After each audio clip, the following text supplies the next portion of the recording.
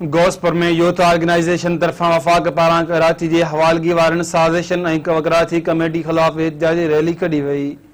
उन मौक़े ते यूथ ऑर्गेनाइजेशन जे अॻुवाणनि ऐं कारकुननि समेत शहरनि दौली चौक खां रैली कढी प्रेस क्लब अॻियां एहतिजाजी मुज़ाहिरो कयो।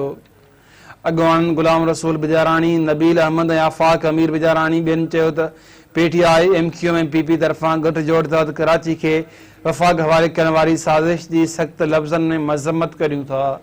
हुननि चयो त कराची सिंध आहे ऐं सिंध कराची आहे। हीउ वफ़ाक़ जो कराची त बल्कि पूरी सिंध जी सामूरी पट्टी ते कब्ज़े जी कोशिश आहे।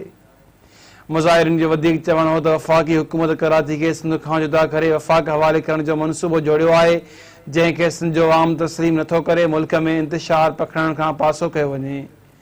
एहतिजाज कंदड़नि चयो त करोड़े सिंधी पंहिंजी धरती जे इंच इंच जी हिफ़ाज़त करणु ॼाणनि था। हुक्मरान मफ़ादनि ख़ातिर अहिड़ा फ़ैसिला न मणनि जंहिंसां मुल्क खे को वॾो नुक़सानु पइजी वञे।